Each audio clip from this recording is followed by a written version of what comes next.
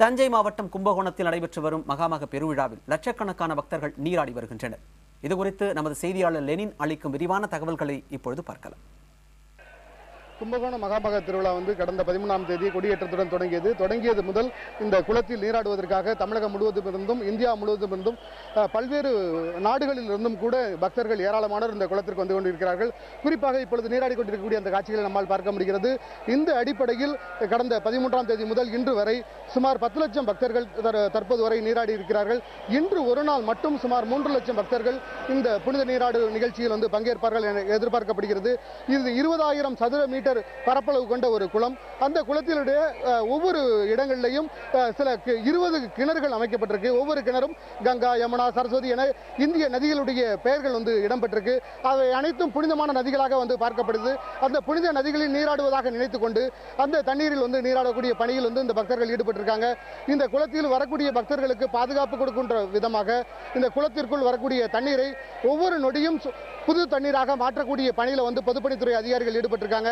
குறிப்பாக இந்த குளத்திற்குள் 80 கனஅடி தண்ணீர் ஒவ்வொரு நொடியும் உள்ளே அனுப்பப்படுகிறது. புதிய தண்ணீரானது உள்ளே அனுப்பப்படுகிறது. அந்த தண்ணீர் இங்கிருந்து 20 கிலோமீட்டர் தொலைவில் இருக்கக்கூடிய ஒரு சுத்திகரிப்பு நிலையத்திலிருந்து சுத்தமான தண்ணீர் இந்த குளத்திற்கு அனுப்பப்படுகிறது. அதே போல இந்த குளத்தில் மாசடைந்த தண்ணீர் ஒவ்வொரு நொடியும் 100 கனஅடி தண்ணீரானது குளத்திலிருந்து வெளியேற்றப்பட்டு அருகாமையில் இருக்கக்கூடிய ஒரு வடிகால் வாய்க்காலை நோக்கி அந்த தண்ணீரானது அனுப்பப்படுகிறது. எனவே இந்த குளத்தை பொறுத்தவரை 2 அடி ஆழமுள்ள அந்த ஆழத்தை தொடர்ச்சியாக பொதுப்பணித்துறை அதிகாரிகள் கவனமாக பார்த்து கொண்டிருக்கிறார்கள். குறிப்பாக குழந்தைகள், முதியவர்கள், பெண்கள் என அனைத்து தரப்பினரும் இந்த குளத்தில் நீராடுவதால் அவர்களுடைய பாதுகாப்பை உறுதிப்படுத்துவதற்காக இந்த 2 அடி ஆழம் என்பது முறையாக பராமரிக்கப்பட்டு வருகிறது.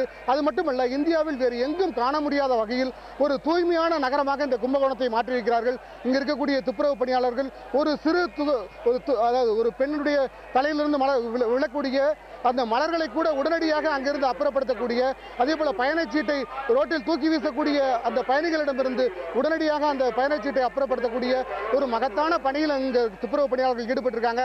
இந்த பொதுமக்களிடமும் இது குறித்து இந்த சுகாதாரத்தை, இந்த குப்பைகளை கண்ட இடத்தில் வீசக்கூடாது என்பது குறித்த விழிப்புணர்வு தேவைப்படுகிறது. இன்னும் மின்கம்பங்களை பார்த்தால் அங்கு சிறுநீர் கழிக்கக்கூடிய பல்வேறு காட்சிகளை நம்மால் காணப்படுகிறது. அதுபோன்ற விஷயங்களை பொதுமக்கள் தவிர்த்துக் கொள்ள வேண்டியிருக்கிறது. ஏராளமான தற்காலிக கழிப்பிடங்கள் இங்கு அமைக்கப்பட்டிருக்கு. அதே போல குப்பை தொட்டிகள் ஏராளமாக அமைக்கப்பட்டிருக்கிறது. மிக தூய்மையாக இந்த நகரத்தை பராமரிக்கக்கூடிய பணியில் இரவு பகலாக துப்புரவு பணியாளர்கள் ஈடுபட்டிருக்காங்க. அதே போல இங்க இருக்கக்கூடிய பொதுமக்களுக்கு பாதுகாப்பு கொடுக்கக்கூடிய பணியில் 20,000க்கும் மேற்பட்ட காவல்துறையினர் சுழற்சி பணிகளில் ஈடுபட்டிருக்காங்க. அதே போல 1500 தீயணைப்பு படை வீரர்கள் சுழற்சி பணிகளில் ஈடுபட்டிருக்காங்க.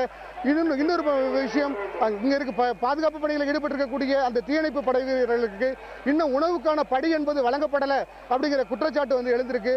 அது மட்டுமல்லாம பணிக்கு வரக்கூடிய தீயணைப்பு படை வீரர்களுக்கு இன்னும் அடையாள அட்டைகள் வழங்கப்படல என்கின்ற குற்றச்சாட்டும் இருக்கு. இதெல்லாம் களையப்பட வேண்டும் என்பது இங்க இருக்கக்கூடியவர்களே எதிர்பார்ப்பாக இருக்கிறது. புதிய தலைமுறைக்காக ஒளிப்பதிவாளர் சசிகுமாருடன் லெனின்.